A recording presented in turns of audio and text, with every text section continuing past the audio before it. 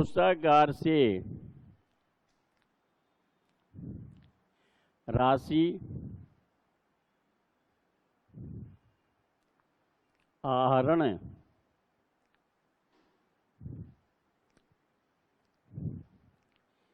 करने के नियम।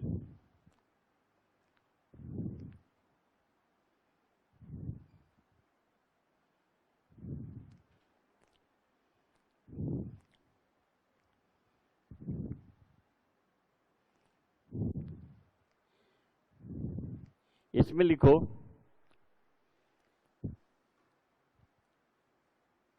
सरकार के लिए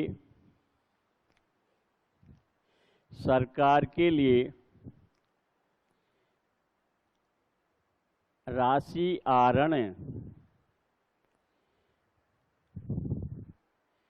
करते समय नीचे लिखे नियमों का पालन करना होगा। राशि आहरण करने के लिए नीचे लिखे नियमों का पालन करना होगा।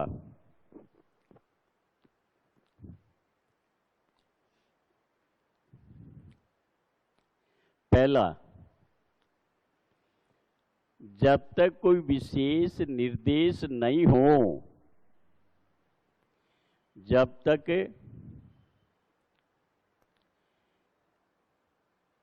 कोई विशेष निर्देश नहीं हो,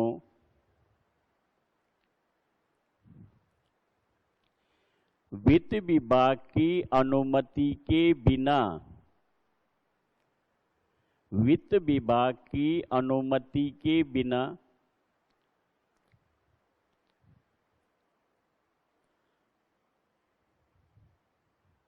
राशि का आहरण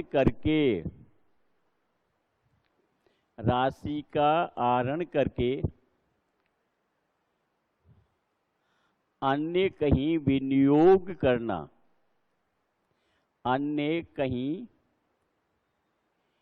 विनियोग करना निषेध है।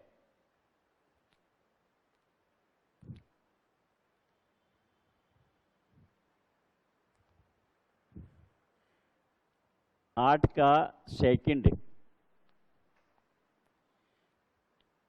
यदि भुगतान करना आवश्यक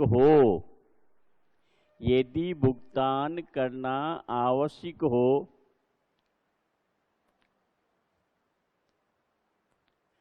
तो सक्षम प्राधिकारी की अनुमति के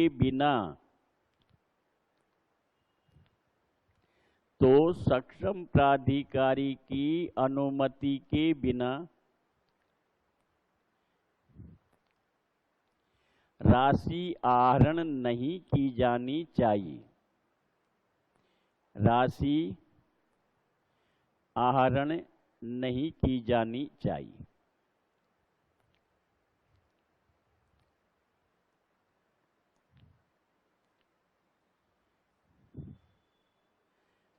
उसके बाद नंबर 3 में कहता है बजट लैप्स हो जाएगा। नंबर 3 में लिखिए, 8 का नियम 3 में बजट लैप्स हो जाएगा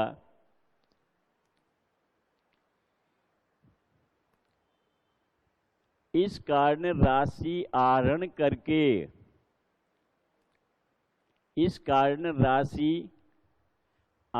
करके किसी दूसरे खाते में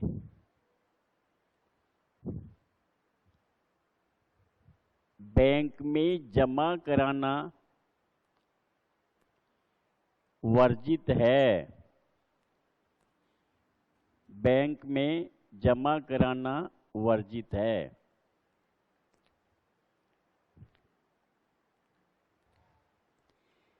ये अपन नियम 8 में पढ़ा। अब नियम 9,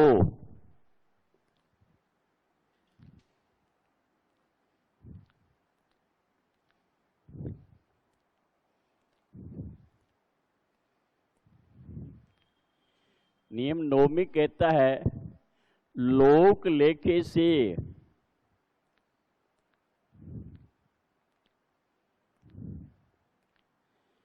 इसका दूसरा नाम क्या है? लोक निधि।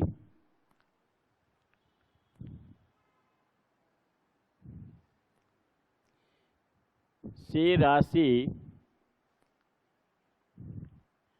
आहरण करने के नियम।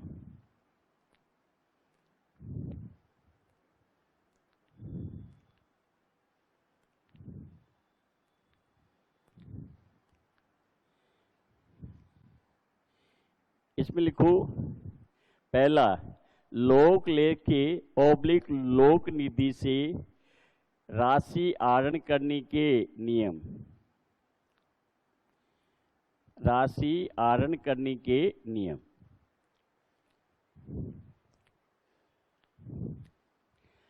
पहला लिखो, सक्षम प्राधिकारी की स्वीकृति होनी चाहिए।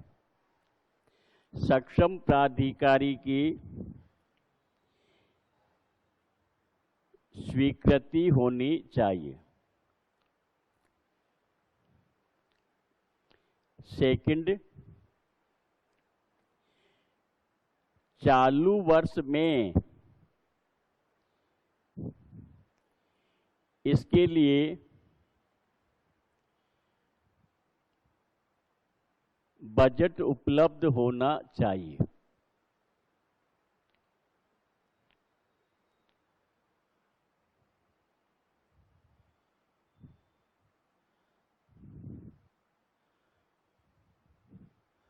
बजट उपलब्ध होना चाहिए।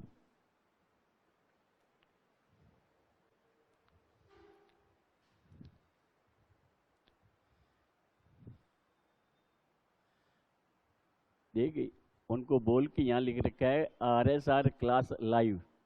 समझ में आई ना? और क्लास चल रही है JF&RQ, तो बोली इसको सही करो।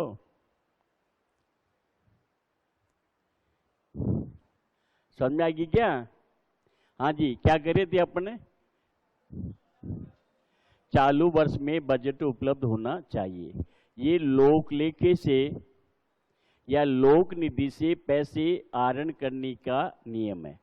समझ में आ गया? लोक लेखा लोक निधि एक ही बात है, कंफ्यूज होने की जरूरत नहीं है। यहाँ RSR क्लास लाइव लिखा रहा है, ये चल रही है जनरल फाइनेंस JF&R की क्लास।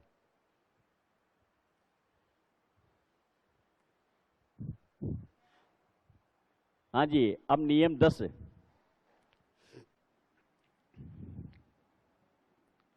नियम 10,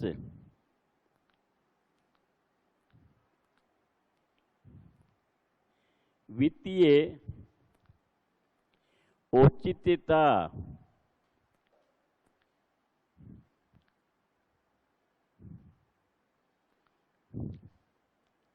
के सिद्धांत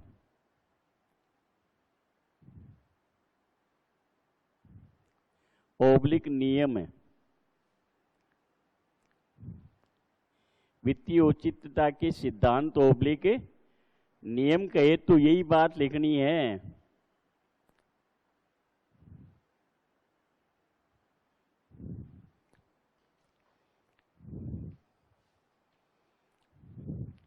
इसमें लिखो, प्रत्येक राज्य सरकार के अधिकारी व कर्मचारी का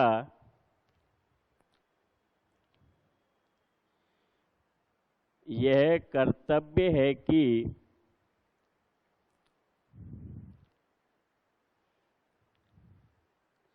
सरकारी धन को खर्च करते समय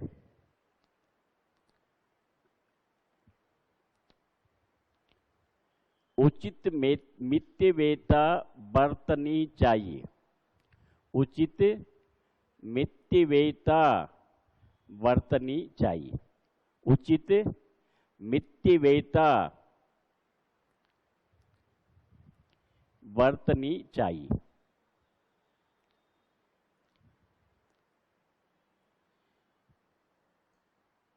उचित मितव्ययिता बरतनी चाहिए।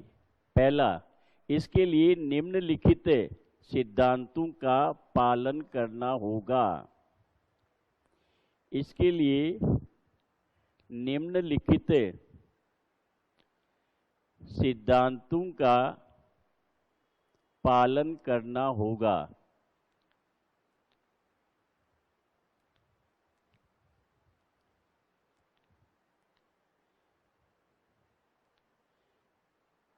पहला, सरकारी धन को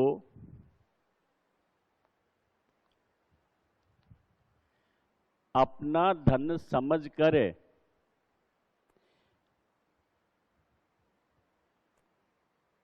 खर्च करना चाहिए।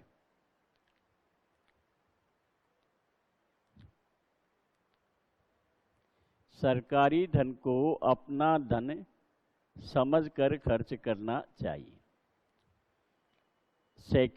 नंबर 2, अवसर की मांग से अधिक खर्चा नहीं करना चाहिए। अवसर की मांग से अधिक खर्चा नहीं करना चाहिए।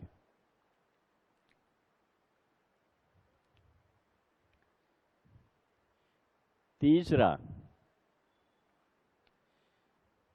स्वीकृति प्रदान करने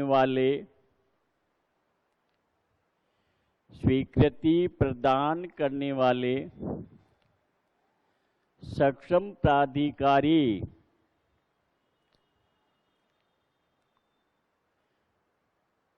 का यह कर्तव्य है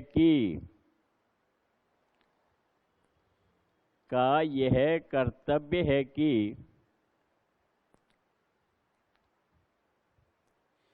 स्वीकृति जारी करते समय यह नहीं सोचना चाहिए कि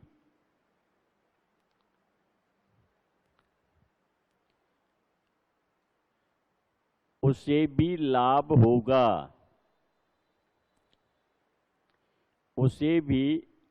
होगा।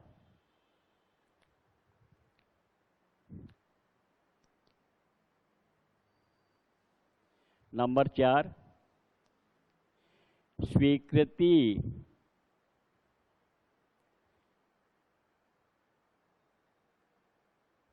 किसी वर्ग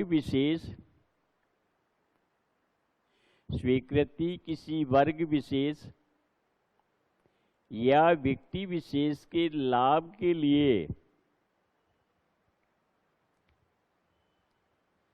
जारी नहीं करनी चाहिए। व्यक्ति विशेष, वर्ग विशेष के लाभ के लिए जारी नहीं करनी चाहिए।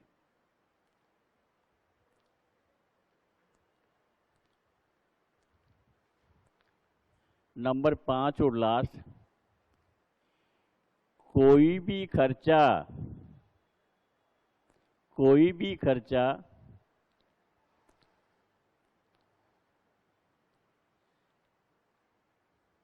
या कोई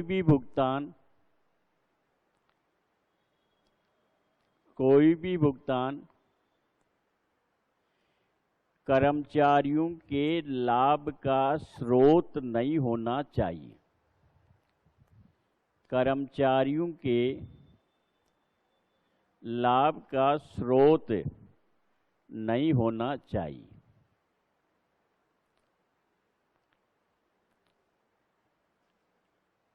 कर्मचारियों के लाभ का सोर्स नहीं होना चाहिए। ये अपन ने नियम 5 से 10 तक पढ़े। अब देखो, ध्यान से सुनो। नियम 11 जो आपको बताऊंगा, इसमें कहता है नियंत्रण अधिकारी के कर्तव्य। कंट्रोलिंग ऑफिसर, ये अपन ने परिभाषा में पढ़ा था। नियंत्रण अधिकारी किसे कहते हैं? तो उसमें ये पढ़ा था कि विभागाध्यक्ष या उसके समकक्ष कोई भी अधिकारी जो अधीनस्थ कार्यालयों के राजस्व प्राप्त करने और वे को करने के नियंत्रण के संबंध में उत्तरदायी होगा। तो यहाँ नियंत्रण अधिकारी का ये कर्तव्य है कि वो इन बातों को देखे। तो नियम 11 में क्या कहा गया है? नियंत्रण अधिकारी के कर्तव्य। नियंत्रण अधिकारी के कर्तव्यों को 3 पार्ट में बांटा गया है। सबसे पहले पार्ट में ये कहता है, नियंत्रण अधिकारी ये देखे, निरीक्षण करे कि आहरण और वितरण अधिकारी के द्वारा जो भी भुगतान किए गए हैं, पेमेंट कौन करता है? डीडीओ। सरकार के हर ऑफिस में एक अधिकारी होता है जो सरकारी राशि को आहरण करता है, उसके बिल बनाता है, उसको क्या बोलते हैं? आहरण और वितरण अधिकारी कहते हैं। तो नियंत्रण अधिकारी ये देखेगा कि डीडीओ ने जो भी राशि आहरण की है वो जनहित के लिए की है, पब्लिक इंटरेस्ट के लिए की है। पहली बात ये देखेगा। दूसरी बात ये देखेगा कि जिन उद्देश्यों के लिए बजट अलॉट किया गया है उन उद्देश्यों के लिए ही राशि का आहरण किया गया है। उसके बाद ये भी देखेगा कि ये जो भी राशि आहरण की गई, बिल लिखे गए हैं, उनका सही वर्गीकरण, क्लासिफिकेशन किया गया है या नहीं किया गया। फिर कहता है कि सारे जितने भी खर्चे किए जाएं उन खर्चों के संबंध में एक वे नियंत्रण रजिस्टर है, एक्सपेंडिचर कंट्रोल रजिस्टर तैयार करेगा जिसका प्रोफॉर्मा GA 19 होगा। जिसका प्रारूप कौन सा होगा? GA 19 होगा। अब ध्यान से सुन लेना, अभी 1 या 2 क्वेश्चन 25 में से ये कौन सा GA लगेगा यहाँ? तो GA का मतलब होता है जर्नल एब्स्ट्रैक्ट। GA का मतलब क्या है? Journal abstract. तो एक हर चीज का हर एक परफॉर्मा बनाया हुआ है, उस परफॉर्मे में आपको एक्सपेंडिचर कंट्रोल रजिस्टर बनाना होगा। तो एक्सपेंडिचर कंट्रोल रजिस्टर का GA का प्रारूप कौन सा है? 1919। समझ में आ गया सा? उसके बाद में फिर कहता है, ये पहले कर्तव्य में 3 बातें बताई। दूसरा कहता है कि नियंत्रण अधिकारी को अपनी वचनबद्धताओं और अन्य बातों पर भी ध्यान देना चाहिए। इसके साथ ये भी कहता है इसी में कि नियंत्रण अधिकारी कोई भी खर्चा होता है सरकार के प्रति उस खर्चे के लिए उत्तरदायी होगा। ऑडिट में या और कहीं कोई अनियमितता पाई जावे तो उसके लिए उसके स्पष्टीकरण नियंत्रण अधिकारी को देना होगा। नियंत्रण अधिकारी का दूसरा महत्वपूर्ण कर्तव्य कहता है कि अपनी वचनबद्धताओं को ध्यान में रखे कि चालू वर्ष में कितना भुगतान करना है, अगले वर्षों में आने वाले समय में कितना पेमेंट करना होगा। तो वो पहले से प्रिपेयर रहेगा, तभी सही समय पर पेमेंट कर पाएगा। इसलिए कहता है कि अधीनस्थ कार्यालयों से अपने अंडर में जितने अन्य अधीनस्थ कार्यालय हैं उन कार्यालयों से GA 27 में, कौन से में? GA जर्नल एब्स्ट्रैक्ट 27 में विवरण प्राप्त करेगा। उसमें लिखा हुआ रहता है कि इस मद का इतना पैसा पेमेंट करना होगा, इसका इतना। तो वो एक जर्नल एब्स्ट्रैक्ट GA 27 में प्राप्त कर लेगा। फिर उसके बाद में नंबर 3 जो उसका कर्तव्य कहता है कि मालेखाकार से अंक मिलान करना, reconciliation from the accountant journal, उससे अपना मिलान करना। ये अब आप लोगों ने तो ये पहली बार ही सुना, ये अंक मिलान क्या होता है। देखो ध्यान से समझो, ये कई बार आएगा तो उस समय हर बात आपके दिमाग में वो कंसेप्ट क्लियर रहे। ये इसमें अंक मिलान में ये कहता है कि राजस्थान सरकार में जो भी राशि प्राप्त होती है वो चालान के द्वारा कोषागार बैंक के माध्यम से चली जाती है, ट्रेजरी के माध्यम से सरकारी बैंक में पैसा जमा हो जाता है। तो वो जितने भी पैसे राजस्व के जमा होते हैं उन सब का चालान मालेखाकार के पास ट्रेजरी ऑफिसर भेजते हैं। जितने भी ट्रेजरी ऑफिसर हैं, मालेखाकार में ऐसे जितना भी खर्चा होता है उन सब के बिल ट्रेजरी ऑफिसर के माध्यम से एजी ऑफिस में चले जाते हैं। एजी ऑफिस अलग अलग विभागों के हेड वाइज उन सब वाउचर्स के आधार पे वो अकाउंट मेंटेन करता है, लेखों का संकलन करता है। मालेखाकार क्या करेगा? ट्रेजरी से प्राप्त वाउचरों से लेखों का संकलन करेगा, लेखे तैयार करेगा अलग अलग हेड वाइज। वो नियंत्रण अधिकारी को उसकी रिपोर्ट हर महीने भेज देता है। पहले महीने की, अगले महीने की पहले वीक में नियंत्रण अधिकारी को भेजता है। नियंत्रण अधिकारी उस मालेखाकार के विवरण पत्र से अपने अधीनस्थ कार्यालयों में जितना खर्चा हुआ है उन सब खर्चों को क्या करेगा? मिलान करेगा कि किसने कम और ज्यादा तो नहीं बताया। यदि कहीं मिलान करने में अंतर आता है, डिफरेंस आता है, तो सुधार करने के लिए एक निश्चित प्रारूप में अपन नियम 28 में जाके पढ़ेंगे, जिसमें कहता है कि अंतर आने पे G 15 में मालेखाकार को लिखेगा कि ये डिफरेंस है, हमारी से ये गलती हुई है या आपके यहाँ ज़्यादा कहीं चढ़ गया है, तो इसको इधर उधर करके इसका समायोजन कर लिया जाए। तो ऐसा इस प्रक्रिया को क्या कहते हैं? अंक मिलान कहते हैं। चाहे वो राजस्व प्राप्ति से संबंधित हो और चाहे खर्चे से संबंधित हो। अब इसमें देखो, नियंत्रण अधिकारी अंक मिलान करता है मालेखाकार के विवरण से, और अधीनस्थ कार्यालय जो हैं वो अपने जो भी पैसा खर्च करा उसका मिलान करेंगे ट्रेजरी ऑफिसर से। जो अधीनस्थ कार्यालय हैं उन्होंने जो महीने भर में खर्च करा उसका मिलान किसे मिलाएंगे? ट्रेजरी से। और ट्रेजरी किसको भेजती है? मालेखाकार को।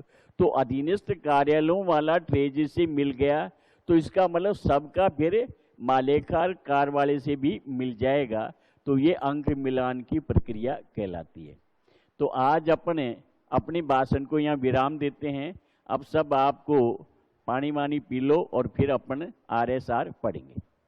ठीक है साहब?